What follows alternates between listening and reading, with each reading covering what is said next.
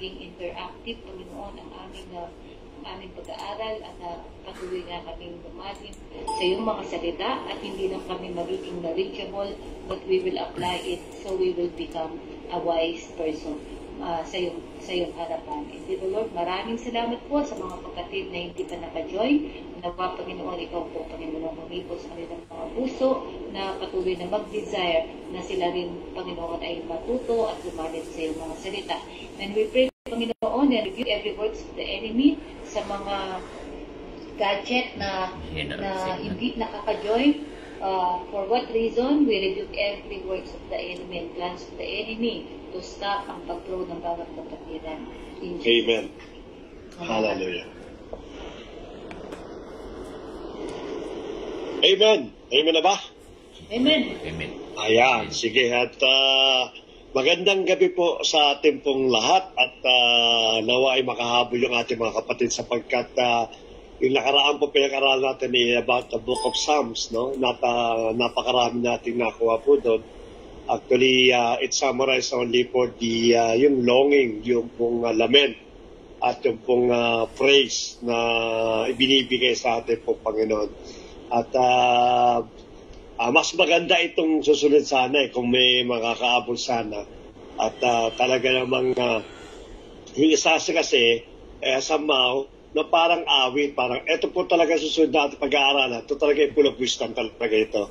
Napakaganda nito sa ating pong buhay, hindi lang wisdom, kundi yung practical na magagamit natin in all aspect of our life. Kasi kompleto po ito Hindi lang po ito nagdidil sa individual, nagdidil po ito sa family, nagdidil po ito sa everyday of our life, sa trabaho, sa anumang area o aspect ng ating pong buhay. Napakaganda po itong librong ito na siya nagiging guide sana po natin.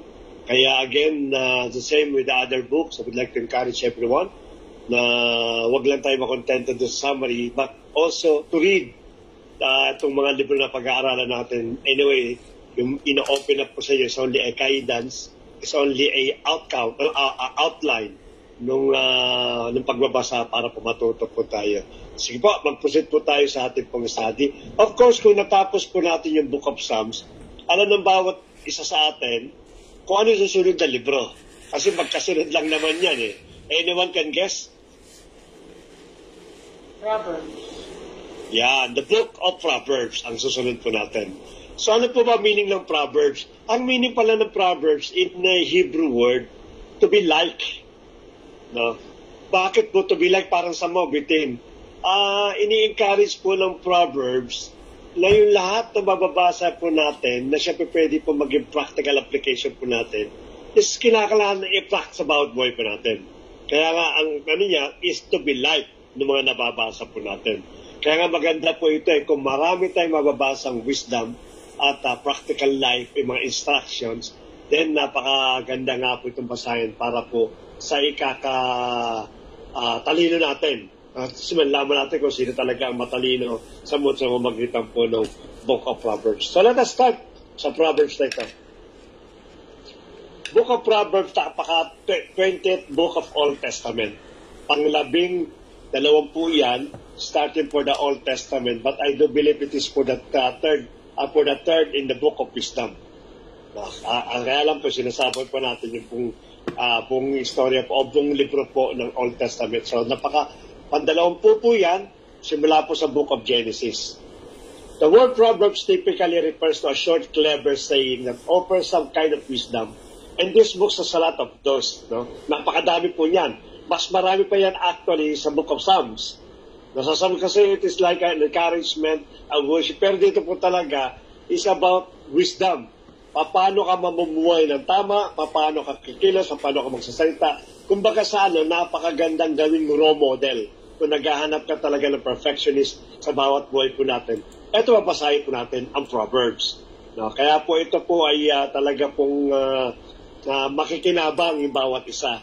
They're almost all in the center section of the book, chapter 10 to 29, but there is a way going on in the book of Proverbs, especially the beginning chapters 1 to chapter 9. Una po yan, unang part yan. And the conclusion chapter 30 to 31. Ayan po makikita po natin. Next po, Alam niyo po ang Book of Proverbs, kaya nga na po napaka-famous po nito, napakarami kasi ginagamit na quote dito. No? Marami kang kukuhain na pwede mong idikit sa dingding, pwede mong idikit sa computer mo bilang screensaver, pwede mong idikit sa kwarto mo para parang decoration o wall decor. No? At ang magaganda nito, ginagamit po ito na parang pang-encourage sapagkat magaganda nga po yung mababasa po natin sa Book of Proverbs. And some of the quote na nakakapag-inspire, kinuha ko dito. Marami po yan. Kaya lang 10 lang po yung kinuha ko na somehow napaka-famous po sa Book of Proverbs. Kaya nga napakaganda po. Ano po yung unang quotation? Sabi po doon sa Proverbs 3:18, "It is a tree of life to those who grasp her, and whoever holds on to her is happy." Ang nahulugan po, yung pong binabanggit dito, pinaka-subject po, na siyang pagka daw po ito ay nabasa natin o natin pong na-practice, para daw yung tree of life sa mga taong naunawaan kung ano, yung kasing hair dyan, yan po yung Proverbs. No? And whoever holds on to her is happy. Yung ginagamit mong her. No? Kung sino man po ang siya magpa-practice daw po o memorize ng mga salita na ito sa buhay po natin, yan po ay makapagbibigay po ng kaligayahan sa bawat buhay po natin. Ano pa yung bang quotation? Proverbs 3 verses 13 to 15. "Happy are those who find wisdom, for her income is better than silver, and her revenue better than gold. She is more precious than rubies, and all of your goods cannot equal her." Pag ginamit po natin yung word na her, nahulog yan po yung Book of Proverbs. Napakaganda po ng mga sinasabi po. Imagine po ninyo, napakaganda para sa red, sa gold, napakaganda para sa mga silver. At sa income natin, much better daw po yan. Okay? Pangatlo po, "A righteous man falls down 7 times and gets up." Sabi po sa Proverbs 24 verse 16. Sundan po natin ng pang-apat. "Just like iron sharpens iron, a man sharpens the wit of his friend." Madalas po natin nadidinig yan na Proverbs 27 verse 17. Na pagka nag-iibang kami mga kapatid tayo mainit, sabi niya, kinakalay sharpens sapagkat iron sharpens iron.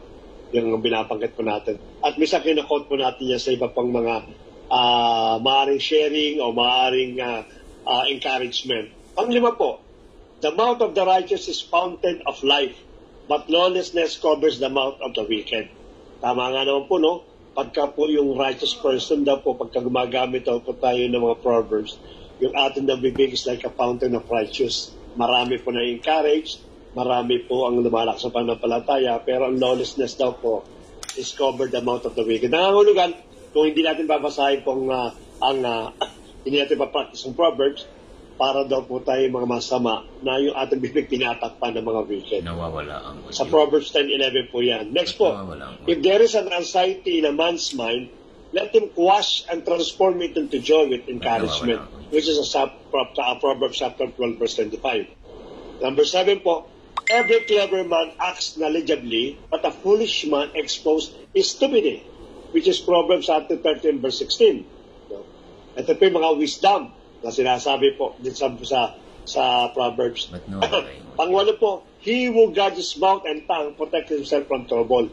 Kaya po mag-ingat po tayo lagi. Apo. Make our tongue or make our language be always profitable.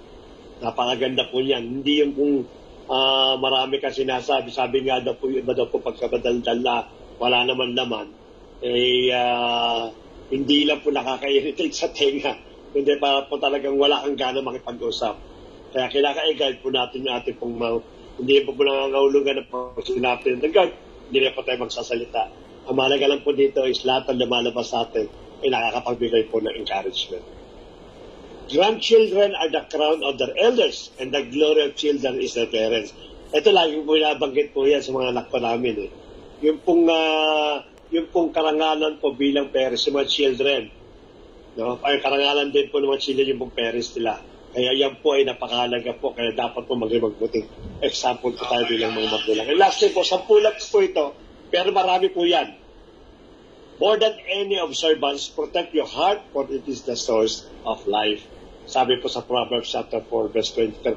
and so on and so forth. Marami nga po yan, sabi ko sa inyo. Nagbigay lang po ako ng 10 na maaaring magamit po natin. And also maybe you have also quotation in the book of Proverbs na pwede nyo later on na i-share sa bawat isa po sa atin. Continue po tayo sa ating study. Proverbs accomplishes something no other biblical book does.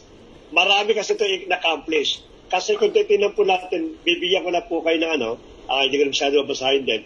Bibigyan ko na po kayo idea. Ang Proverbs po, it is not a book of theological or it is not a book of eschatology or anything that, pinag-aaralan po natin. Kaya naiiba po itong librong ito sapagkat mostly po, yung wisdom dito, yung practical life na sinasabi po dito. Naalala ko nga si Ed Lapis, sabi nga, pag nagpipristo, napaka-practical daw. Ganito kasi ang sinasabi po ng Book of Proverbs. Na kung gagamitin po natin ito, mamumuhay po tayo ng masagana at meron pong katalinuhan. Kaya sabi po niya, simply compiles numerous short instruction for living an effective life on earth. Puro po yung instructions, sabi ko nga sa inyo. It is a practical living na kung saan nagbibigay po siya ng instruction in order to prolong life, in order to experience effectiveness ng ating pambuhay, in order to live a blessed life. Andiyan po lahat sa Book of Proverbs po yan. While other books articulate profound theological truths, lengthy narratives of triumph and failure, or prophetic preaching to disobedient people, Proverbs concern itself completely with instructing people in the path of wisdom. Kaya malayo po siya, almost halos lumiligaw po siya sa iba pong libro. The writers of the book recognize the varied circumstances of a person's life and provided principle to apply in variety of situations rather than instruction to follow in only specific instances. Kaya marami po tayong makukuha pong tugon dito sa Book of Proverbs regarding sa ating pong mga iba-ibang nararanasan everyday. Ano po pinaka-main theme po ng Proverbs? Fear God. Ito po, maganda po ito. Nung isang po, in-exhort namin ito ni Mrs. sa amin pong short video. Fear God, be wise, accept training or discipline, be prudent, gain knowledge, and put it into practice by making good decision and trust God. Siya po yung pinakaunang main theme. Second po, God is the one who gives wisdom and knowledge that informs how humanity might live well. Let us remember, it is only God that can give us wisdom and knowledge in order na makapamuhay po tayo na maayos. And lastly po, avoid evil, avoid trouble, don't be untrustworthy, don't be bad, or be righteous and do the right thing. Para din po yan yung dalawang theme sa Book of Psalms. Yung Book of Psalms po, lament and praises ang pinakano po. Dito naman po is living a good life or living a bad life. Mamimili po kayo. Kaya dito po ipinakikita, ipinoportray po ng Proverbs kung ano yung sino yung matalino at sino yung nakakapamuhay na maayos at sino naman po yung hindi matalino na hindi naman po makapamuhay po na maayos. Yun po pinaka-main theme po ng Book of Proverbs. So let us continue. Yan. Sino pong author po ng Proverbs? Proverbs, like Psalms, names multiple individuals as the author of various sections. So hindi lang po si King Solomon ang author po ng Proverbs. Katulad po ng Book of Psalms, hindi po si David lamang ang author din po nito. It is a multiple individuals na mga authors po yan. At pakikita din po natin yan doon sa mga writing. However, si Solomon kasi was quietly unique, qualified to serve as the principal author of this book of wise saying. Kumbaga sa pag nababanggit kasi Book of Proverbs, ang pumapasok kaagad, yung pangalan ni Solomon. Kasi bakit po? Kasi nga naman, during that time na pinamimili siya ng Diyos, ganun gusto niya, pinili niya yung katalinuhan, yung wisdom. Which is sa 2 Kings, sa 1 King yan, chapter 3, verse 5 to 9, pakikita po natin na hindi hinangad ni Solomon yung yaman ng mundo, yung kapangyarihan, kung ano-ano pang bagay, kundi hinangad po niya yung wisdom na nanggaling sa ating pong Panginoon. Ang purpose po niya, hindi ko pwede pagharian ang bansang Israel, which is already a mighty nation, kung wala akong wisdom. Kaya yun po hinili po ni Solomon. Kaya mostly po, yung Book of Proverbs, since ito is a wisdom book, ini-ascribe po ito kay Solomon.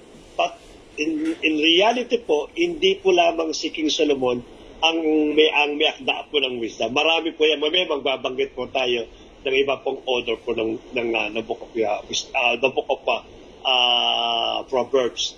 No? A request God eventually granted. Solomon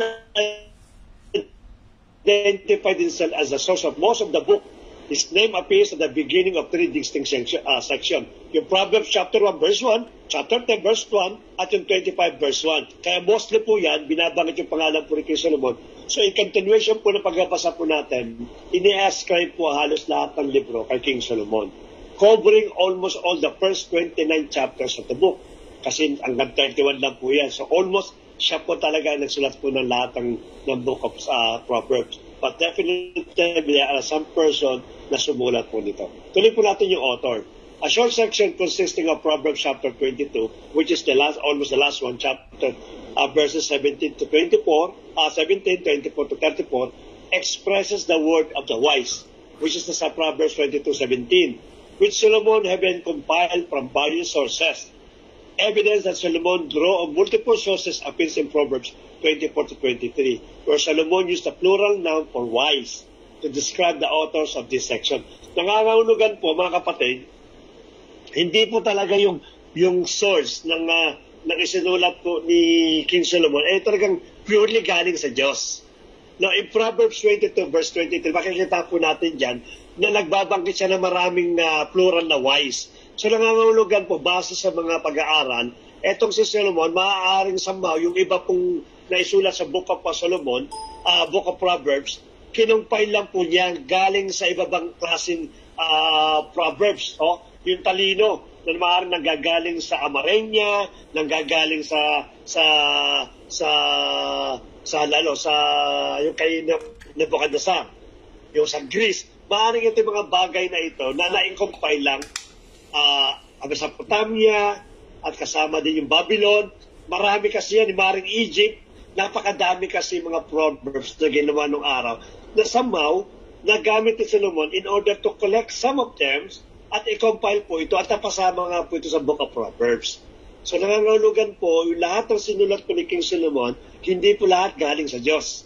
No? May mga directly galing sa Diyos, yung experience po niya, na nasulat po sa nung siya pinag-aari at maaaring nakolekta po niya in a different country.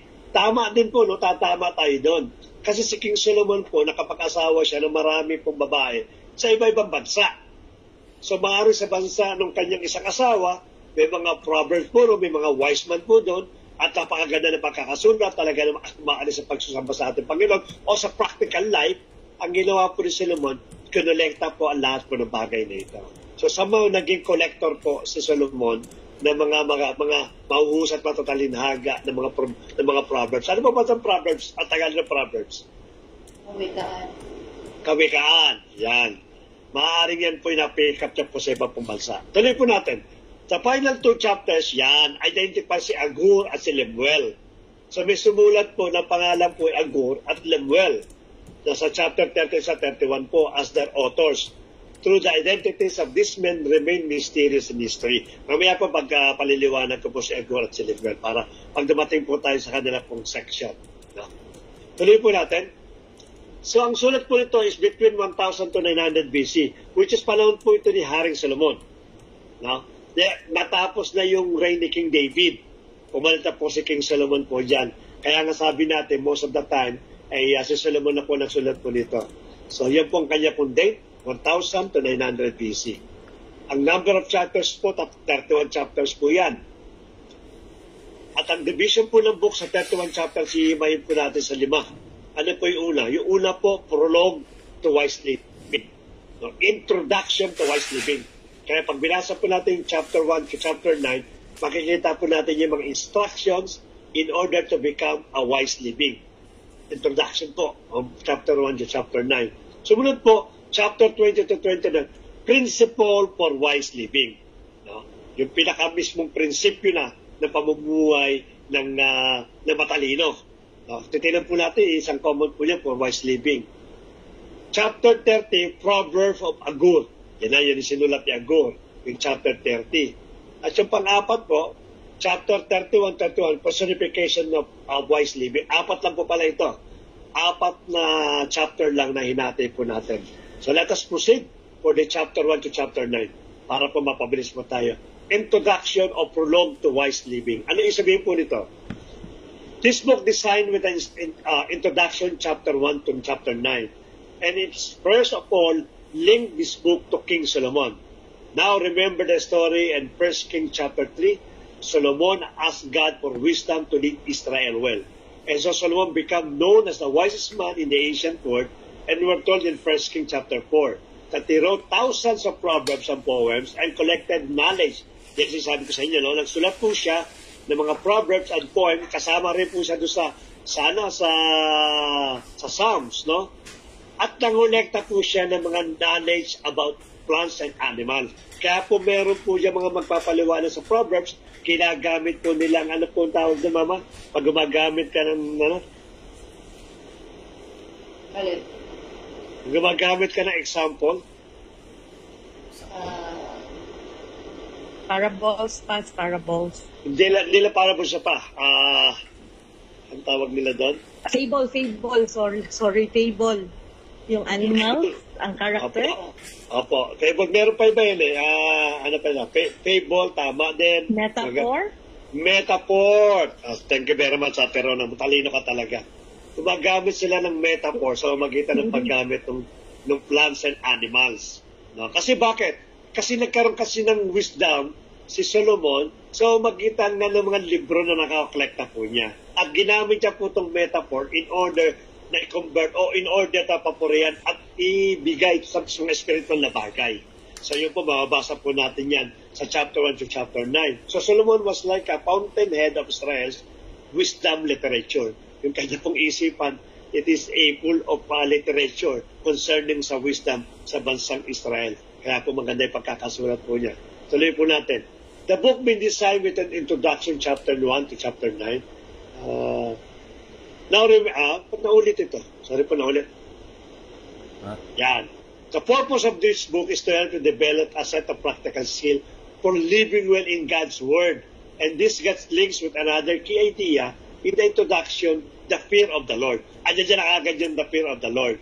Nabanggit na po namin po dati yan at mamaya bibigyan din natin ng expound sa ating pong questions. So nangangulugan po, ito po, nagde-develop ng mga practical skills.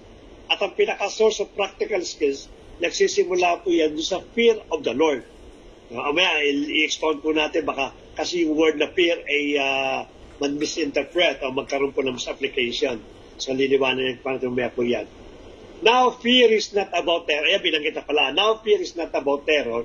It's about a healthy sense of reverence and offer God and about my place in the universe in a moral mindset that recognize I am not God and that I don't get to make up my own definition of good and evil, of right or wrong. Rather, I need to humble myself before God and embrace God's definition of right and wrong even when that is inconvenient for me. Yan po ang pinaka-fear of the Lord. Nangangulugan na bagamat inconvenient sa atin yung katotohanan na yun, but we have to follow. But we have to humble ourselves and follow what is God's instruction for us. Sapagkat naman po natin na itong fear na ito, nakakapag-produce po ito ng wisdom. So ito po ang meaning po niya. Yan po ang pinakasama po sa chapter 1 to chapter 9. Now this introduction leads us into the first main section of the book, chapter 1 through 9, which also doesn't contain short one-liner proverbs. But rather, what we find here are 10 speeches from a father to a son about how the son should listen to wisdom and cultivate the fear of the Lord and live accordingly, which means a life of virtue and integrity and generosity of all which lead to success and peace. Ito po kasi pangaral ng tatay ito sa anak. Nakasama din po yan doon sa chapter 1 to chapter 9. No, andyan dyan po yung mga, I think andyan yung, hindi ko lang alam kung ano yung chapter po nung train up a child in a way that he should go. When become old, he will not depart from it. 22 verse 6. Nasa 22 pa pala yan. Nasa 22. 22 verse 6. Wala pala tayo doon. No? Pero ito po, ay mga instruction po ito kung paano mamuhay ang isang anak at paano niya galangin yung kanya kong ama. Kaya nga sabi ko na practical living eh. You have a problem regarding for your family, you have a problem regarding your parents or your children, pasahin po natin yung Proverbs chapter 1 verse 9. Makikita po natin kung ano po yung mga instruction na ginawa po dito ni Haring Solomon in order to live and harmonious and a good relationship sa member po ng mga family po natin. Yan po sa chapter 1 to chapter 9, kasama po yan. Ano pa pong kasama? The Father warned His Son also about folly and evil and stupid decision that will breed selfishness and pride, all leading to ruin and shame. So the Son should make the pursuit of wisdom and the fear of the Lord his highest goal in life. This way of thinking, it forms the moral logic of this entire book. No, lagi po makikita po natin yung fear of the Lord. No, almost yan po yung pinaka parang binibigyan ng din, because that is the beginning of the wisdom. Na binanggit nga yan, ano ba Proverbs yung mama? Yung sabi that the fear of the Lord, the fear of the Lord, It's the beginning of all that's the beginning of wisdom. Nasa Proverbs din po yan. At yan po ay talagang yung pinaka-main thing po. Para po masunod po natin yung lahat ng bagay na makakabuti sa atin, kinakailangan magsimula muna sa iyo to sa fear of the Lord. Through the book of Proverbs, now these human words about wisdom had been put together as God's word and wisdom to His people, which connects to the other thing you find in chapter 1 to chapter 1 to 3 through 9. Masabi ko po nga sa inyo, kinukuha po natin yung mga human words, tapos yung pong about the wisdom, then they put it together as it's pointing to the God's word. Kano po yung ginagawa nga po ni Solomon. Kumukuha po siya, namamulekta po siya ng mga gandang Proverbs, pero ikinokonekta po niyan sa ating pong Diyos na buhay. Kaya po yan pong Proverbs, sabi nga sa inyo, it is also a combination of human wisdom, but the intention is to glorify God. Yung pong ginawa po dito ni King Solomon. Tuloy po natin. Now these speeches from the Father also clue us into what biblical wisdom literature is and how it's different from other parts of the Bible. These books explore how to live well in God's Word, but wisdom is not the same as law. Tama po yan. Let us remember that wisdom is not same as law. Like what Moses gave Israel at Mount Sinai, that is law. It's not the same as prophecy, divine speeches to God's people. Rather, wisdom literature as the accumulated insight of God's people through the generation about how to live in a way that honors God and others. Kaya sabi ko sa iyo yung Book of Proverbs, naiiba talaga po yan. It is not prophecy, it is not about the law, it's not about the theology, it's not about the the eschatology, etc. But it is an instruction in the sight of God that the people should follow. Kaya nga maganda nga po ito, sabi ko sa iyo, para yung ating buhay, may mga katanungan po tayo. So magitan po ng Proverbs, nalalaman po natin kung paano pamumuhay na mayroon pong katalinuhan. At pag namumuhay tayo may katalinuhan, definitely, iba kasi dating ng tao sa bawat sa atin. Iba yung kanilang pagkakadefine sa buhay po natin.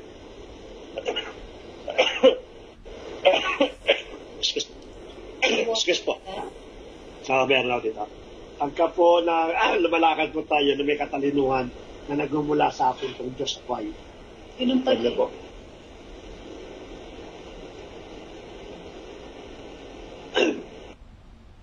Then, nasa chapter 1 to chapter 9 pa lang po tayo, no? There are 4 forms from the Lady Wisdom. Meron din pambabae, no? Here, wisdom has been poetically personified as a woman who calls out to humanity to pay attention and to seek her. Yung pong babae dito, na nagsalita po siya as if na talagang ang dating isa, kinakailangan mo yung babae na yon. But in reality, yung babae kasi ito also represent the wisdom.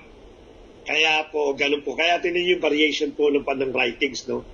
Bisang gumagamit po siya. Kaya ngayon kakainin, bilanggit natin here, kapag ba, pambabaeng tag doon. Womanizer kasi yung nagsulat. Hindi. Joke lang. Feminine ang pero yun. Yung touch po ng babae, pinakano po doon. Wisdom say that she is woven into the fabric of the ginamit niya na yung babae.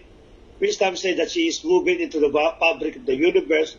So whenever you see people making wise decisions, they are relying on her.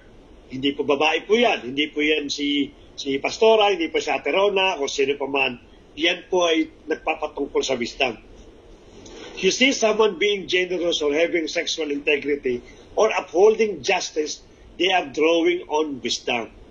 These lady wisdom poems, they are creative, poetic way of exploring this idea that we live in God's moral universe and that goodness and justice are objective realities that we ignore to our own peril. Yan.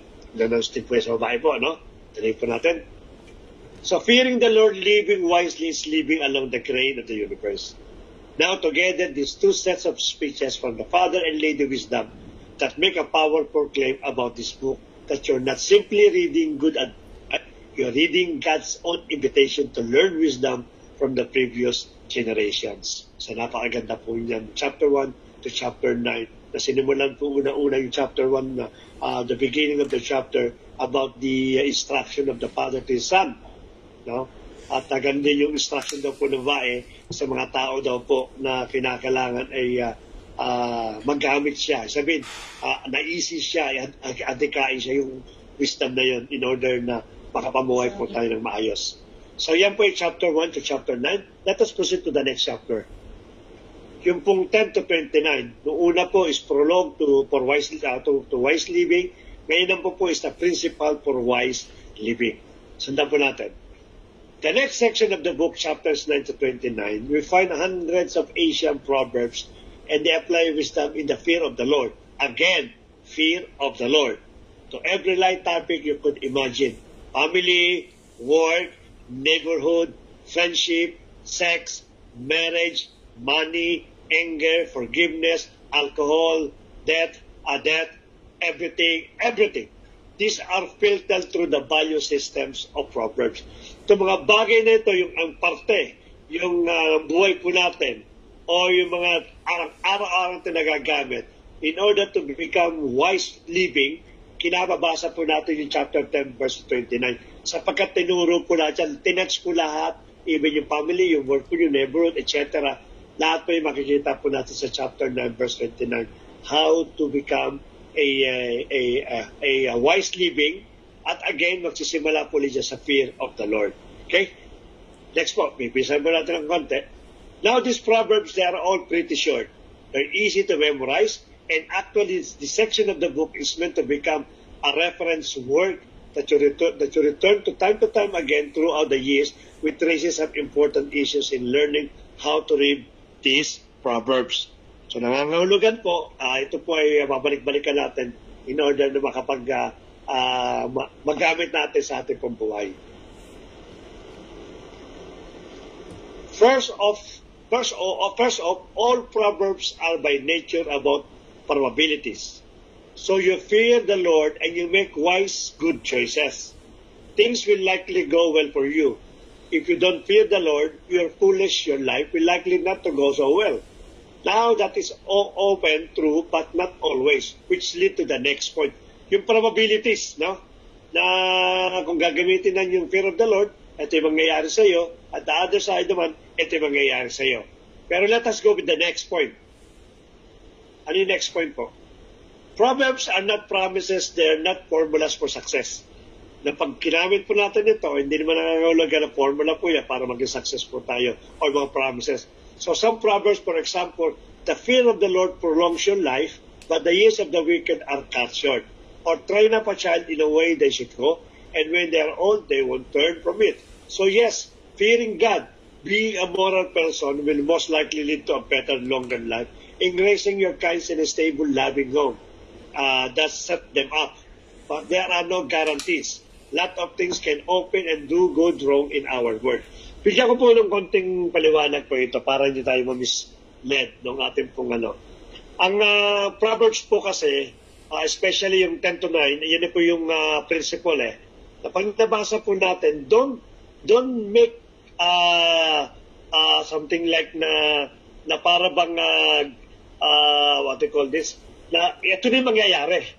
No, pagbawa, yung anak namin, no, itinanay namin. Lagi namin sila sama simbahan, simula pa lang nung pinanganak sila, lumaki sila, sa simbahan sila lumalaki. But doesn't mean that my children will be, completely obeying and have a successful life. Hindi po totoo po yun. So ang totoo po dito, of course, if you are fearing God, there will be a wisdom for you. But let us remember na while you're living with full of wisdom, you're also living with your flesh. So meron po talagang paaaring hindi magtagumpay. Pagamat yung ating anak ay talaga namang ipinalaki natin sa simbahan, Pero pag dumating ka sa punto na karoon sila ng mistake, naligaw sila, ang problema kasi, the only thing that you can do is to blame God. Sabi mo, Lord, etong ganun. Bakit kayo? Hindi naman ganun nangyari. Ang sabi, talaga naman pagkapalain mo, pagka na-train namin yung mga anak, o pagka nagbigay ako ng pagka nakuha ko yung wisdom, mahaba buhay ko. Bakit? Biglang suddenly, yung kapartner ko namatay, o maaari ka, yung anak ko namatay, yung magulang ko, no, na kailan pala naglilingkod. So, hindi po ito, it is 100% assurance. Kaya nga hindi formula for success. Hindi rin po ito yung promise ng ating Lord. Pero ang isa po sinasabi dito na totoong na pinamis niya, pag ikaw po mayroong fear, then you have wisdom, then authenticity na mamuhay po tayo ng may moral, may magandang karakter, no? At naglilid po sa better life. But again, sabi nga natin, habang lumalakad po tayo, may mga pagsubok tayo na maaari mag-fail po tayo sa mga pagsubok na ito. So dito po nililinaw po niya, it is not a promises, they are not also a formula for success, but rather it is a guidelines sa bawat isa po sa atin. Parang company lang po yan. Ang company po meron siyang company policy. No, yung company policy tinuturo yan para ikaw ay maaari ma-promote, maging maayos sa empleyado, pero hindi nangangulugan na napapalo po natin lahat ng bagay nito. O kung napapalo man natin, hindi nangangulugan na immediately na po-promote po tayo. So, hindi po guarantee po yun. Ito rin po ang sinasabi po ng Proverbs 10 to 29. Okay? Maliwanag na po yan. Ano pa po sinasabi po rito? Lastly, Proverbs by nature focus on the general law, but not the exemptions. No? Napaka-general po niyan. Kaya nga pag sinabi natin general, it is not really specific, but rather a guidelines in a general form. Yun pong gagamitin. Pagka sinabi po na general, maaaring itong isang general na principle na ito, maraming lumalabas po dyan, which are many. The wisdom books actually are not ignorant of that. The exemptions are with the other wisdom books. Job and Ecclesiastes are all about, and together they acknowledge the life is too complex for simple formula, which is why we need all of the wisdom books together to get the bigger picture. Kasi iba-iba kasi tinatalakal po yan eh. Hindi pa natin nadaanan yung Ecclesiastes. Yung Job, nadaanan na po natin, yung wisdom din po doon. Nang pagka nabasa po natin itong 5 books ng mga wisdom book na ito, you get a better picture. Ito po binabalance po natin, no? Yung isa po nagtuturo po siya ng mga law, ng mga prophecy at iba-iba pa. Pero ito po ang proverb, it is about the wise living. This all leads to the final section of the book, 2 large collections of poems. Yung chapter 30-31, puro poems po yan. At sino po nag-poems po yan? Yung isa po si Agur, no, sa Proverbs chapter 30. Yung 31 po, si Lemuel po yan eh. Proverbs 30, ito po sinabi po ni Proverb Agur. First poem from a name Agur. Bilanggit kasi pangalan ni Agur po dyan, who begin by acknowledging his own ignorance and folly. Sinasabi po niya na ako ay walang kadalaman, ako ay mga innocente, and so on and so forth. And his great need for God's wisdom.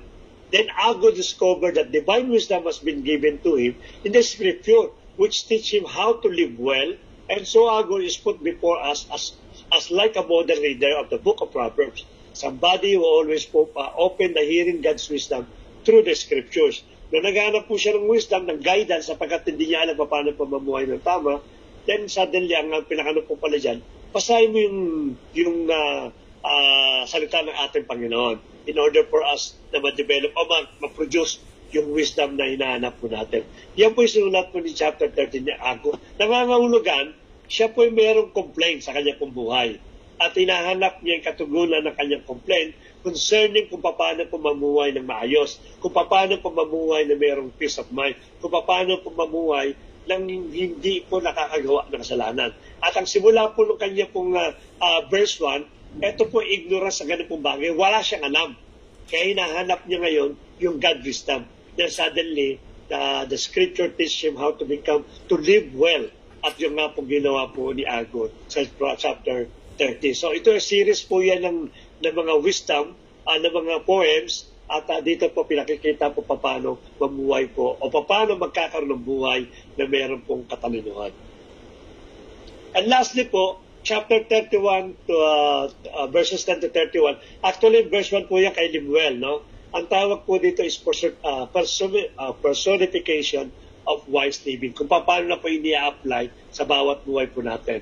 The final forms are connected to a man named Lemuel. Yeah, si Lemuel. He is a non-Israelite king, and he passes on the wisdom that was given to him by his mom.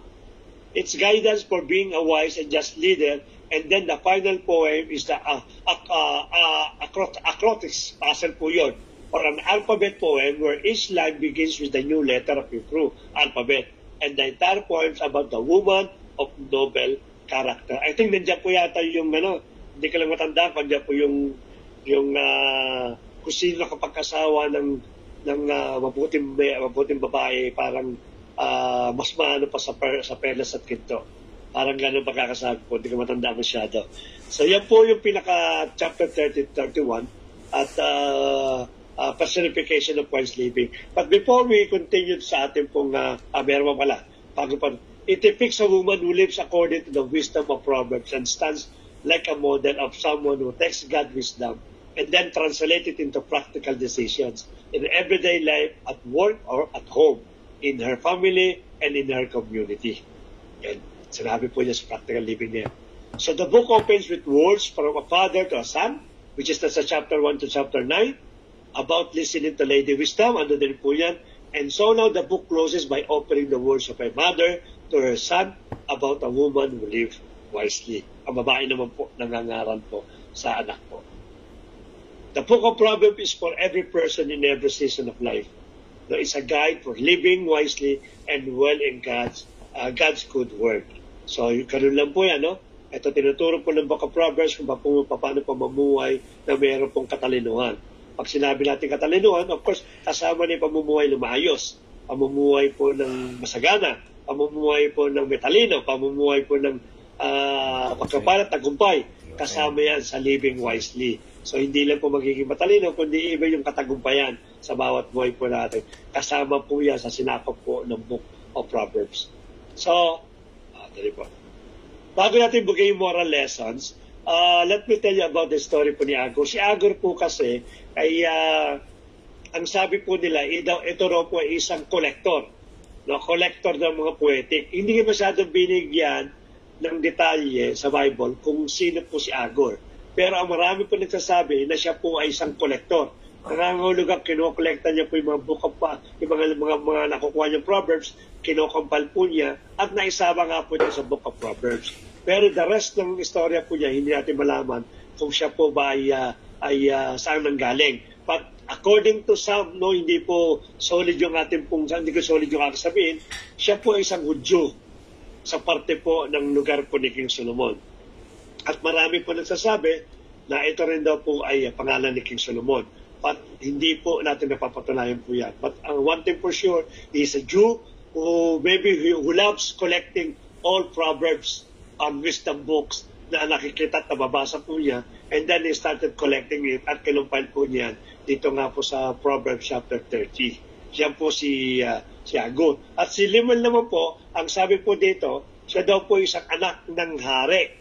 No? Si Lemuel, at ang sabi niya, yung kanyang katalinuhan namana niya sa kanya pong nanay. Kaya yung bandang huli, mother na, yung mother na nangangaral na sa anak. Nakuha daw po niya talino niya doon sa kanya pong magulang. Kaya tayo po dapat nakikinig tayo sa mga magulang po natin. Normal naman sa atin po yun. But mas all the time ngayon sa mga kabataan, hindi na masyadong ganun yung kanilang respeto at yung kanila pong, at yung kanilang pagiging lean sa mga sinasabi po ng mga magulang nila. They have their own life, they want to do their own life, they want to make their own story. Kaya minsan yung ating pong pangarap bilang magulang, hindi masyado nabibigyan po. But look at Lemuel, no? Kung paano niya nakuha yung wisdom sa magitan ng kanya pong nanay. Yung pakikinig lang po sa isang magulang, yung sinusunod po natin yung magulang po natin, that's already wisdom. Nung tayo po ay may respeto, tayo po ay hindi lang nakikinig, kundi sinusunod po natin yung mga mabubuting payo po nila. Yan po isang uri na po ng wisdom. Let us remember, yung binabanggit kasing wisdom dito sa Book of Proverbs, ito po yung pamumuhay ng maayos. Kaya ang tao po na namumuhay po ng maayos, yung kasing wisdom na sinasabi natin, panabanggit po na sa mundo, ang akala nito yung talino, yung sobrang talino. Yung sobrang maraming nalalaman. Kanila ganun. Hindi po sa Proverbs po, ang sinasabi po itong wisdom kung paano mo ipinamuhay ng maayos ang iyong pong buhay. Yun po yung wisdom na tinatalakay dito. Kaya sabi ko nga sa inyo, mostly po is a practical living yung natin pong book of Proverbs. So anong moral lesson po nito? Proverbs states its theme explicitly very early in the book. The fear of the Lord is the beginning of knowledge, which is sa Proverbs chapter 1 verse 7 po yan. The fear of the Lord refers to our viewing Him with the respect He deserves. No? It means living our lives in light of what we know of Him, holding Him with the highest estimation, and depending on Him with a humble trust. Only then, Proverbs teaches, will we discover knowledge and wisdom. So imagine po ninyo, talaga pong pinag-uugat po lagi sa fear of the Lord. Doon po nagmumula yung knowledge and wisdom po, which is sinabi yan sa chapter 9, verse 10. Second po, in writing the Proverbs, so Solomon hoped that this reader would attain practical righteousness in all things, and that he would do this by living our lives under the authority and direction of God. He specifically explained the book's purpose in chapter 1, 2-6, focusing on imparting understanding that will impact every facet of our lives. But the book emphasizes listening to others so that we might learn from them and apply the combined knowledge of those who have gone before us, such as parents and elders, to the unique circumstances of our own lives. Chapter 1, verse 8 po yan. Wisdom that involves appropriating a measure of humility first before God and then before others. If instead we decide to speak rashly rather than listen attentively, well, Proverbs deal with that too. Nangangulugan, even yung pananalita po natin, dinidildi po yun ng Proverbs.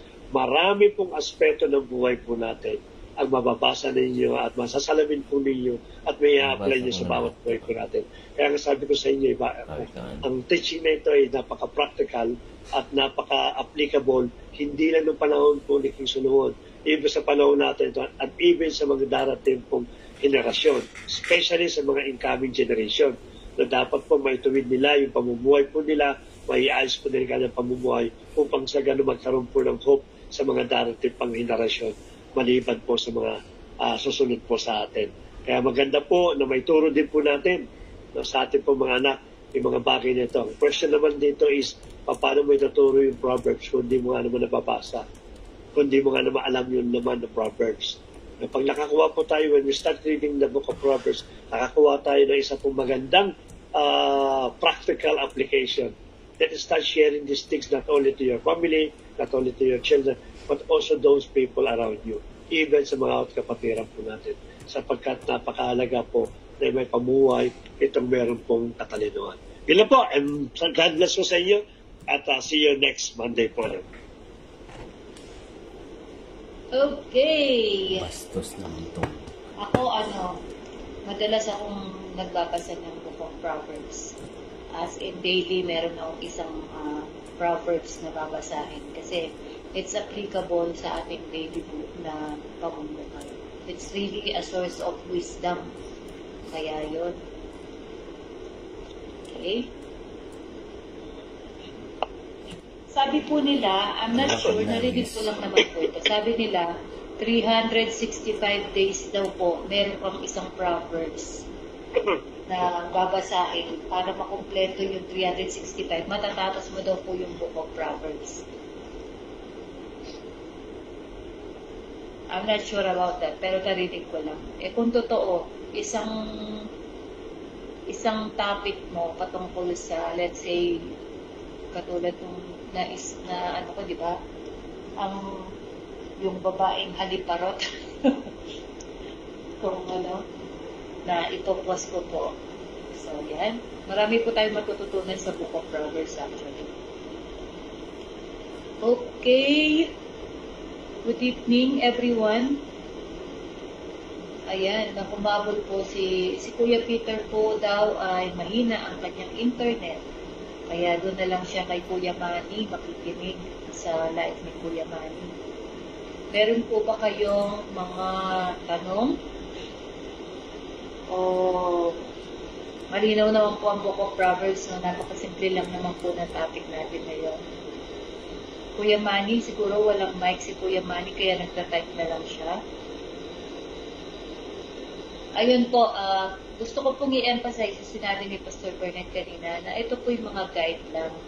Na, kasi yung iba, palagi nilang sinasabi yung Proverbs 22 verse 6. So, akala nila pag yung bata ay naturuan mo, kumbaga, hindi na yan siya, sabi niya, train up a child in a way he should go, and when he is old, he will not depart from it. Ang ibig sabihin lang naman po, meron talagang mga, tayo na train natin yung mga anak natin, di ba? Ayun din sa mga salita ng Panginoon, at the same time, practicality of life, dahil na-experience natin bilang mga dating kabataan, pero hindi yun guarantee na yung anak mo ay magiging katulad mo, talagang hindi na makakamali. Ang kagandahan lang, when we train our children, meron silang babalikan na salita ng Panginoon o ng mga word of wisdom na nanggaling sa'yo. So, pagdating ng panahon, hindi ka nila sisisihin na hindi yata na ituro sa akin to. So, parang darating din ang panahon na, oo, tama nga pala yung tinuro sa akin ng tatay ko. Tama nga pala yung nasa book na ganito ganyan sa Bible. So, yun po, may i-apply po natin. Kung sino man may mga anak, huwag po natin isisi sa sarili natin. Sometimes, tinuruan ko naman siya, saan ba ako nagkulang? Di ba? Kasi po, it is not in our hand kung paano talaga yung bata mamulit. But it is the Lord pa rin po ang siyang mag-guide sa mga anak po natin. Okay? Sino pong may tanong? Ayan, wala. So far, wala po, tahimik. Okay. Kanina po, di ba nagbiro ako, ang sabi ko, habang nag-iisip po kayo, ang sabi ko, na bakit hinalin tulad ni Solomon yung wisdom sa isang babae. Kasi womanizer siya, sabi ko, joke lamang po yun. Kasi marami po kumukopya ng quote kapag Women's Day. So, akala nila ito yung character ng isang babae. So, ayan, malinaw po sa gabing ito na sinasabi, hindi po yun literal na babae. Ito ay metaphor na wisdom ang tinutukoy. Doon po sa from chapter 1 hanggang 9. No? Sinasabi po na si Solomon ang siyang nagsulat na gano'n.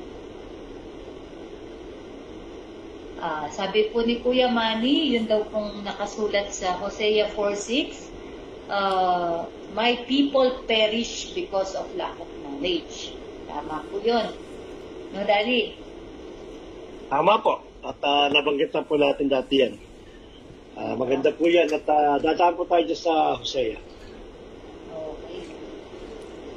Kaya po, kailangan natin ng mga karunungan pang araw-araw na applicable po at hindi masyadong spiritual. Ika nga, ayan, puntahan po natin ang books of Proverbs o kawikaan sa Tagalog. Balikan din po natin yung James, mga practical living po ang tinuturo ng mga yan. Kasama pala natin si Kuya Arnold. Magandang gabi, Kuya Arnold. Okay. Question, walang question. O, ikaw na mag-question. Sige, basa. Basa. Para tayong may Elisoriano nito. Para si tayo pugok at saka tugak. Okay. Question number 1. In your own opinion, how would you explain the fear of the Lord is the beginning of wisdom? Yan. Okay. Okay. Mag-unmute na lang po ang gustong sumagot. Yun ang pinaka-main theme kasi ng Proverbs, no? The fear of the Lord. Sige. Ano pagkakaintindi nila rito? Paano yung paliliwanag niya? Sige, tayo natin silang mag-unmute.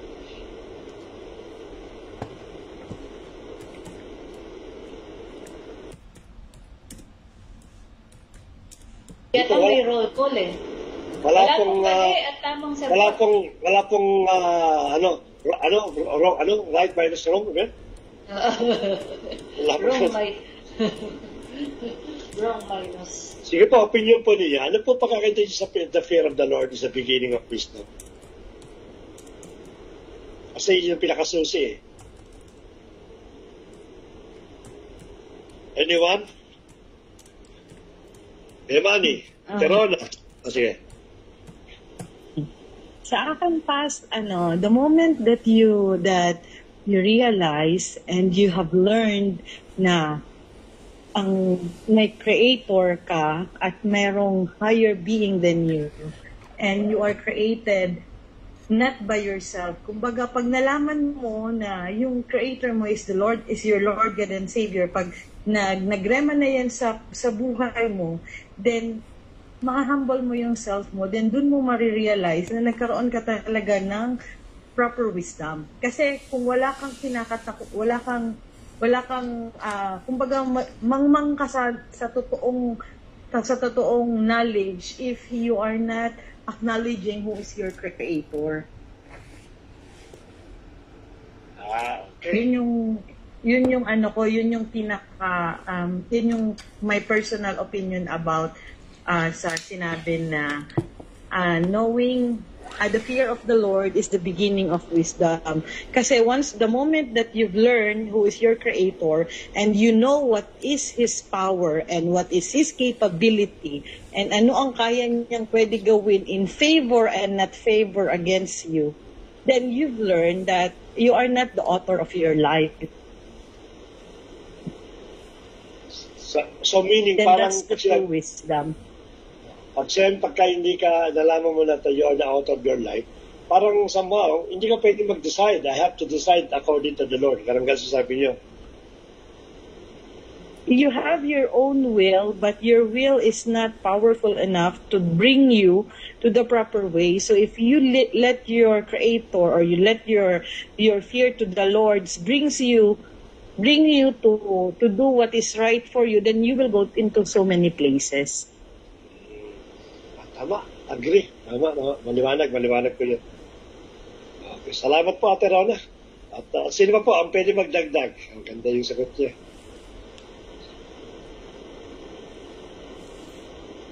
Baka gusto niyo marinig boses ni Kuya Arnold. Ay, okay.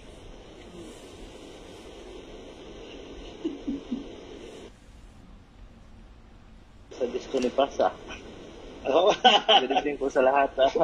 Good evening po. The fear of the Lord is the beginning of wisdom. I think siguro for sa opinion ko po Pas is it is because of knowing God is God and His power, yung God's transcendence, yung power niya, yung holiness. And it all becomes as a result na nandun yung fear mo. Same time, after having that fear, na andun yung parang naging obedient ka sa Kanya, because of His, alam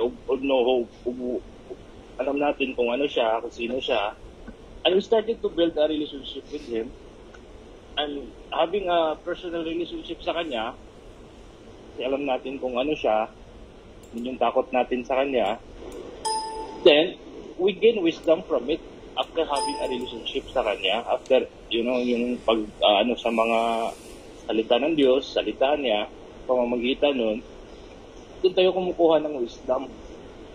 Ganun yung sa aking opinion po pa. Salamat, Kuya Arnold. Meron sabi pa?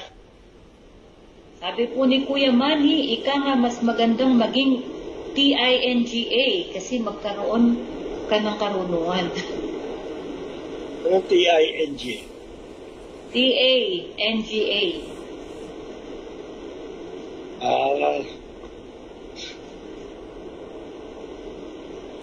Okay, salamat po Kuya Manny. Salamat din kay Arnold at bagamat ay yung kanyang sinabi ay doon din yung aking mamaya. Tutuktukan natin.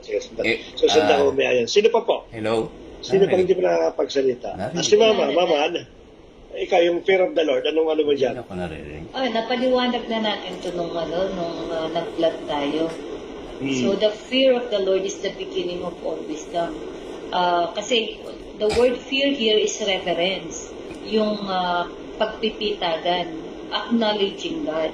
So when we acknowledge God, definitely, it is wise. Bakit? Because when you know who is God in your life, therefore, matatakot ka nang gawin mo yung mga bagay na hindi mo dapat ginagawa. Diba? Kumbaga, meron pa ng antimanong guide na, eto yung Panginoon, ayaw niya ng mga ganito. At kapag, especially, nabanggit itong Proverbs in the book of Old Testament, so mostly on law ito. Pag hindi ko ito ginawa, ito yung kaparusahan ko eh. Diba? At pag ginawa ko naman ito, ito naman yung blessing ko. So it's more on knowing the Lord will give you wisdom to do and not to do the things na dapat mong ina-apply sa buhay mo. So yun po yung sa akin. Okay. Well, sabi nga natin, wala po. Maganda po yung paliwanag. Tama lahat yung paliwanag. Kaya lang gusto kong makita lang po dito. Yung bang parang may mga illustration. Kasi normally alam natin na yung meaning ng fear dito, it is not the same as yung takot. No, na parang pag may multo, takot ka. Pagka ikaw ay malalang sakit, takot ka. Mawawalan kang trabaho, takot ka.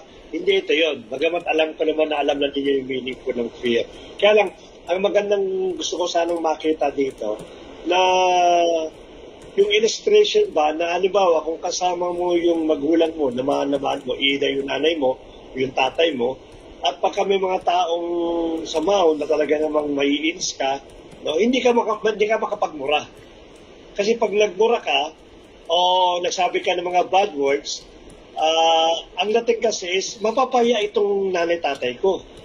So, parang ganon. Maingat ka sa pananalita mo, maingat ka sa paglalakad mo, maingat ka sa lahat ng action mo, at even sa lahat ng nakikita mo. Ayaw mo ng mga bagay na mapapaya yung magulang mo. Kaya ikaw po ay ingat na ingat sa lahat ng bagay. Kaya ito rin po dapat ang maging natin sa yung fear of the Lord. No?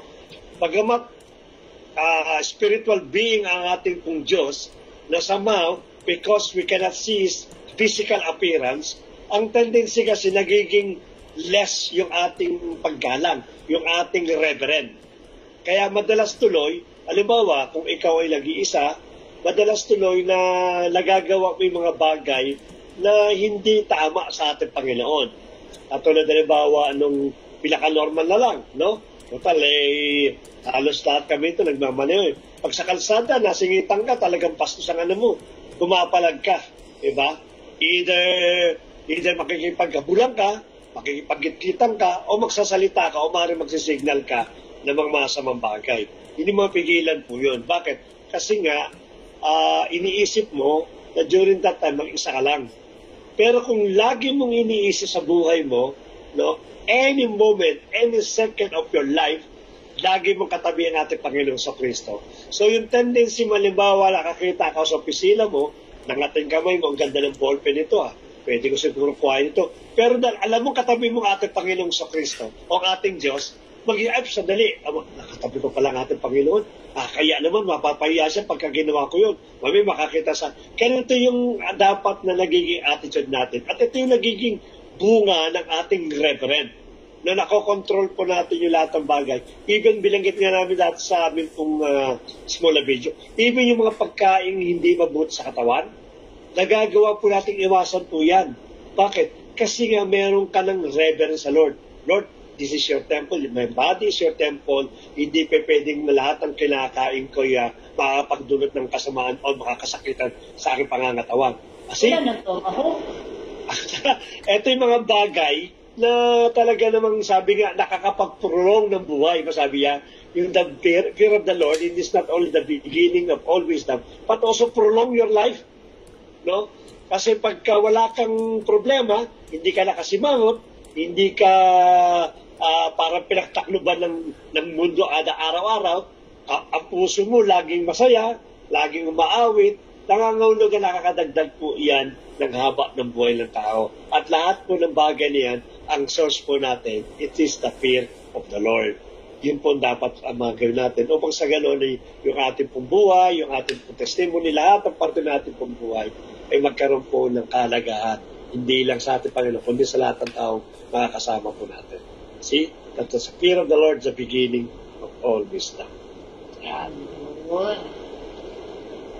Okay. Habol, second po. Question. Kasi wala silang nagtatanong, ako na lang. Basa. How would you encourage yourself to read the book of Proverbs? Ay, teka na, basahin ko muna yung sagot ni Kuya Manny. Sige, Sabi sige, ni basahin Kuya mo. Manny, sample ko, halimbawa, may ina-advise tayo sa kapwa, ito'y hindi natin sasabihin na kanyang susundin, agad, pagkos, isasagawa niya muna yung magiging pasya niya. But kung alam niya, magiging mali pasya niya, saka naman niya na i-apply na niya yung ina-advise sa kanya ng kapwa niya. Tanong ba? Tanong niya, parang tanong. Hindi po. Ang sinasabi niya, kunyari nga daw, kung nagbigay tayo ng advice sa ibang tao, madalas kasi hindi nila agad kinukuha yung advice mo. Gagawin muna nila yung gusto nila at pumalpak sila, tsaka pa lang nila i-apply yung advice mo. Ganun siya. Yan. Ayan. Parang Okay. mongoloid ba to? Monggo pamurhaha. So, ayun po. Yun yung sinabi ni Kuya. So, sa atin, ayan, maganda to na i-apply talaga natin yung Book of Proverbs. So, paano daw po ma-encourage yung mga sarili natin para basahin natin yung libro ng Proverbs? Sabi ko nga po, it is not necessary na isang buong bagsak na base. Actually, daily na meron kang kukunin sa Book of Proverbs ay napakaganda po para sa atin. So, ano pong magiging magandang encouragement sa sarili natin para basahin natin yung Book of Proverbs? Sige po, mag-unmute na lang.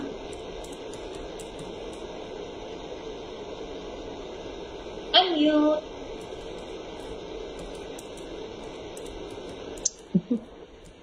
How would you encourage Sige. yourself to do? Sa akin pa siguro itong Proverbs kasi marami to siyang, parang way of life. Yung panuntunan sa buhay. Siguro mag-start ako sa Proverbs na yung Proverbs 3:5-6, it says, trust in the Lord with all your heart and do not lean on your own understanding. Kasi sometimes po, yung knowledge po natin as human is napaka shallow, hindi siya ganun ka-broad. At kung broad man din siya, limited lang din.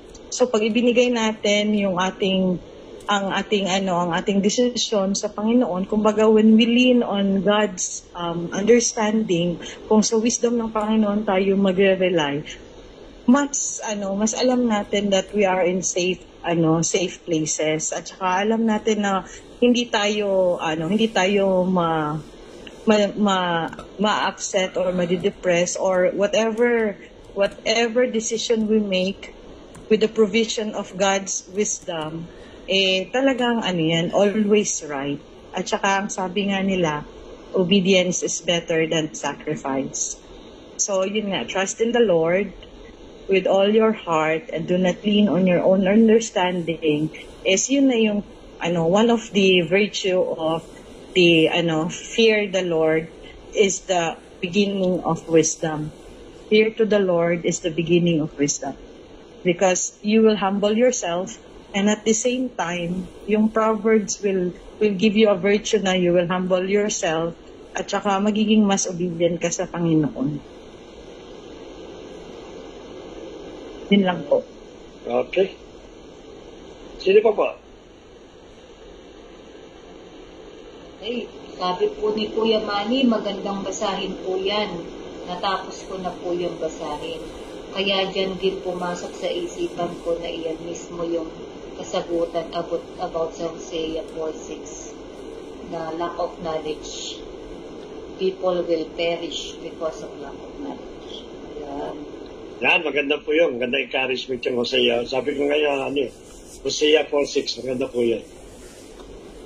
Sige. At habang naghintay po iba, for me, ako din is part of ng question na ito.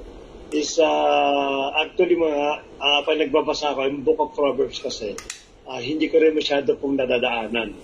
At mostly yung mga prophetic ang siyang nababasa ko. But to be honest, for me, in order for me to go back again, at mas lalong pagdiinan pa yung Book of Proverbs. Kasi ang buhay po natin is full of uncertain, no? At pangalawa, uncertainty. Pangalawa, sa dami kasi ng variation ng lumalabas sa mundo, na yung mga katotohanan somehow natitwisted na, at hindi mo na malam ngayon kung ano tama at mali. Kaya ang kabataan ngayon, actually, hindi ko mo sisisi na napakadumi at kasi yung twisting kasi ng truth, ando doon na ngayon sa mundo. Kaya kala ngayon ng mga taong ito, ng mga kabataan, o ng mga new generation, tama yung ginagawa nila. Kasi nga, naipamuhay nila yung ganung bagay. At tayo din minsan, na tayo mga may edad na, sabihin mas nauna sa kanila, na somehow natatangay din tayo ng kanilang pong gawi. No, kasi kala nga natin tama. So in order for us to go back dun talaga sa tamang pamumuhay, you have to read Book of Proverbs. Talagang ito yung foundational ng pamumuhay talaga ng tama. Yung paglakad mo ng tama, pananalita mo ng tama, pagbibihis mo ng tama, pag-ayos mo ng bukatawan mo ng tama, yung decision mo paano na tama, lahat nandiyan lahat sa Book of Proverbs. So nangangulugan, in order for me to encourage again to go back to read the Book of Proverbs, maisip ko na, sandali, kulang pa naman yan, no? Especially sa araw-araw kong pamumuhay, marami ako na-encounter ng mga variation na ng uri ng pamumuhay ngayon, na hindi ka naman minsan ma-discern kung tama o mali. So, in order for you to see at ma-discern ng mga bagay niya, kailangan po ng isang magandang foundation ng truth na pamumuhay, which is makukuha po natin sa Book of Proverbs. So mostly siguro yun ang gagamitin kong kaparaanan in order for me to encourage myself na kailangan ko na magbasa ng Proverbs, which is sinabi nga ni Pastora na nagbabasa po siya everyday. At least tama nga yun, makakuha ka lang ng isang quote ng Proverbs at may apply mo sa buhay mo. Napakaganda na po yan. So yun po yung aking pong sagot dito sa question number today. Ayun. Gusto ko kasi yung sa Book of Proverbs. Siya, maiksi lang siya, pero punong-puno na ng wisdom nga. Kasi word of wisdom talaga ang Punong-puno ba siya? Katulad nung sa Proverbs chapter 10, verse 19 na nilagay ko dito. Sabi, when words are many, sin is not absent. But he holds his tongue is wise. Di po ba? Tama naman yun. Kung saan daw marami ang salita, nandoon din ang mga kasalanan. Pag hindi ka malayong magkasala sa madami mong sinasabi. Kaya ba, sa atin namang yung mga secular, ang sasabihin natin, kung wala ka sasabing mabuti, manahimik ka. Ibig sabihin lang, nang di ka magkasala. Kasi walang mabuti kang sasabihin. Pa hindi ka na magkasala, manahimik ka. Pero sa Book of Proverbs, napakaganda ng pagkasabi niya. Diba? Kung saan daw marami ang salita, ando doon din ang pagkakasala. Pero ang taong nagpipigil ng sarili ay isang taong matalino. So, eto po, mga magagandang mga pwede nating gawing life quotation. Ayan. Meron po tayong bagong message dito. Basahin natin. Ayan. Wala. Kala ko mag-message si Conrad. Okay po. May next question ka pa, Daddy? Last question.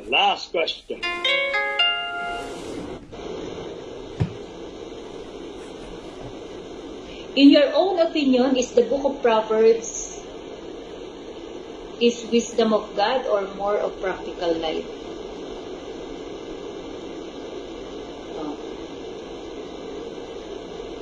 In your own opinion, is Book of Proverbs a wisdom of God or more of a practical one?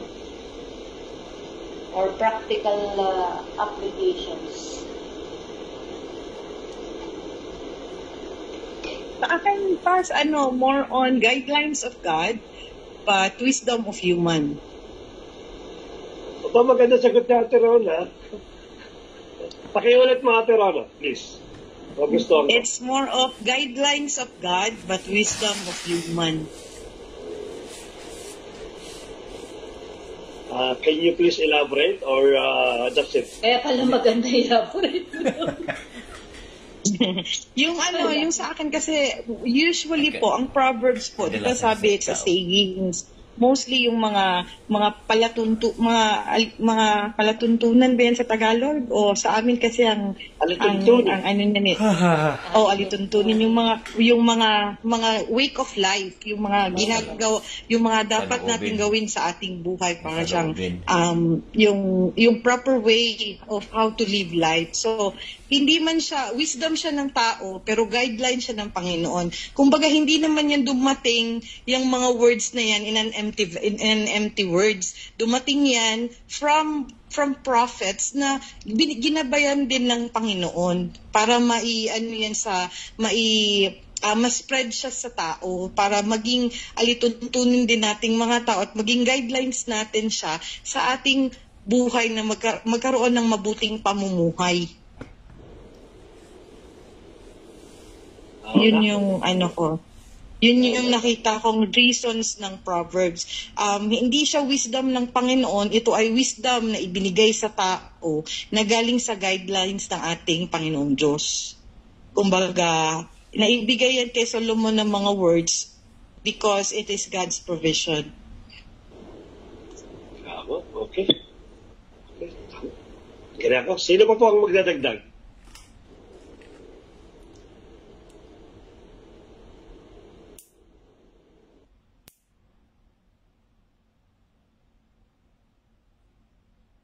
Na ikaw, Mama, ano sa palagay mo? Ay, hindi. Pagsalitain natin si Kuya Arnold kasi baka mapanis ang laway niya. But, agree ako dyan. Agree ako. Sa akin po, ano siya, it's a divine wisdom. Divine wisdom. So, it's divine wisdom from God. And it will apply from one to humanity from one generation to the next. Kasi yung buhay ng tao, we'll having all the same walks of life. Ang diferensya lang yung siguro yung paano natin binabay yung buhay natin. Pero we started the same and we will all end up the same. So, nandun pareho lang siya sa mga yung mga ninuno natin, yung mga ancestors, and for the coming generations. Kaya it would be a divine wisdom na binabay sa atin of God. Simple as that. Okay. Divine wisdom of God. Okay. Sige. Si Mama na, palagi si Kuya Manny, makapagsalita yan, dami kasama yun. Wala siya nagtinatype, okay? Sa akin, both. Kasi, both, okay. Both siya. Kumbaga dahil si Solomon ay matalino at nakikita niya sa ginagawa ng tao, kumbaga napapansin niya, kumbaga observant ang tao, di ba? O itong taong to napakadaldal, kaya ganito yung nangyari sa buhay niya. Ito tahimik, kaya ganito. So kasama siya. Pero wisdom pa rin siya from God para sa akin kasi katulad ng sinabi ni Kuya nga, kaya ako gustong-gusto ko talaga siyang binabasa yung sa Ecclesiastes, yung kay James, mga napakasimpleng mga practical na pwedeng i-apply sa buhay. At katulad nun, sabi nga sa Ecclesiastes, 'di ba? Yung nangyari noon, nangyari ngayon, nangyari na noon at mangyayari pa ulit. So it's a continuous. Sabi niya, ang tao na buhay, pareho, isang mayaman, isang mahirap, pero ang lahat mapupunta yan sa kamatayan. So the same, ang application sa mayaman at sa mahirap, itong Proverbs, applicable siya. Sabi nga, any walks of life, di ba?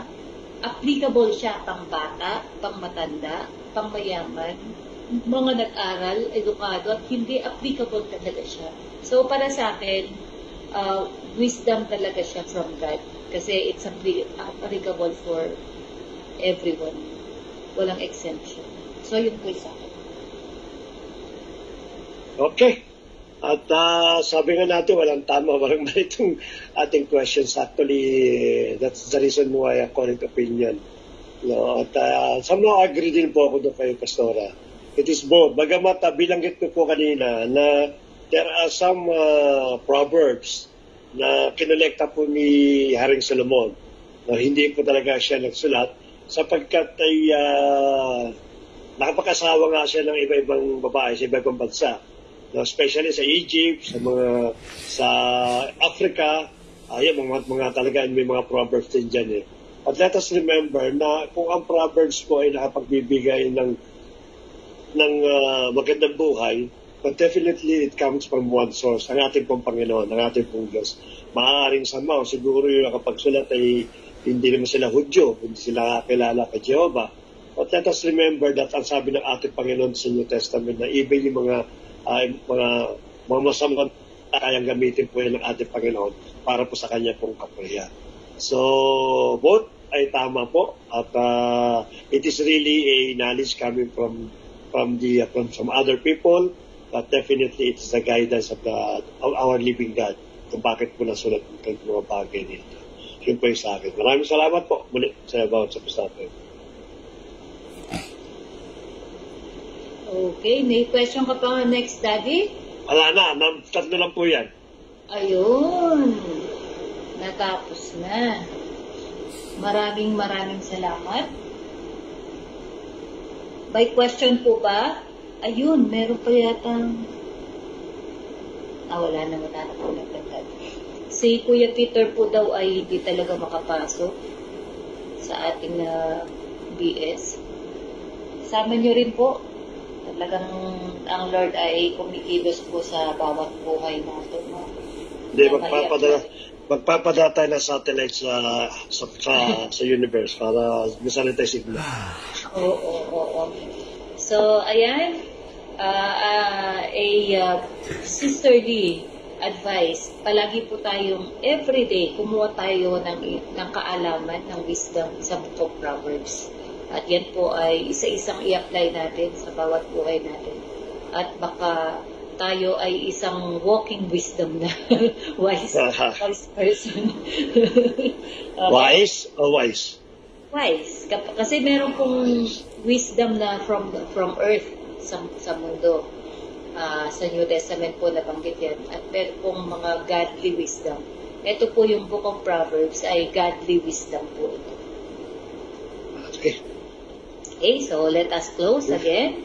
Ulit, Panginoon, kami po yung nagpapasalamat sa gabing ito, pagamat hindi po makapasok yung iba. And we believe, Panginoon, sa mga darating na panahon ay mawawala na yung difficulty sa pagpasok, O Lord, in the name of Jesus. At salamat din po sa katyagaan ni Kuya Manny na patuloy na mag-live upang doon sila makapanood at makapanood ng replay, O Lord, in the name of Jesus. Salamat, Panginoon, muli sa buhay ni Pastor Bernard na ginamit mo bilang daluyan ang iyong mga salita. Patuloy mo nga, Panginoon, siyang pagpalain, pagkalooban ng magandang kalusugan at ng katyagaan pa upang mag-aral ng iyong mga salita upang na may ma-impart niya sa amin. At kami, Panginoon, ay sabay-sabay na mag-grow sa iyong mga salita at tumalim pa sa aming pananampalataya at makalakad ng merong wisdom sa bawat buhay namin. Hindi, Lord, salamat po, Panginoon, at pinagkalooban mo kami ng oras na yon na muli makaliig ka namin at makasama ka namin, matuto, Panginoon, ng mga salita nga. At hayaan mo, Lord God, na may apply po namin ito, hindi lang kami matuto, kundi may apply po namin ang mga bagay na natututunan namin. Salamat po muli, Panginoon, pagpalain mo ang bawat kapatid namin, magandang at payapang pagtulog, Panginoon, ang ipagkaloob mo sa amin upang kami, Panginoon, ay marigay namin ang kalakasan na aming katawan. Specifically, we pray for Kuya Arnold, Lord, for his healing, total healing, complete healing, recovery sa kanyang health, O Lord, in the name of Jesus. Maraming salamat, Panginoon, sa ginagawa mo at gagawin mo pa sa aming mga buhay. Salamat, Panginoon, for refining us through your words. Thank you for sanctifying us at preparing us for a good work, O Lord. Salamat po, itong aming panalangin. In Jesus' mighty name. Amen. Amen. God bless po. At maraming salamat po sa inyo lahat. See you next Monday po. Bye. Amen po. Good night. Amen. Good night. Bye-bye. Thank you. Good night.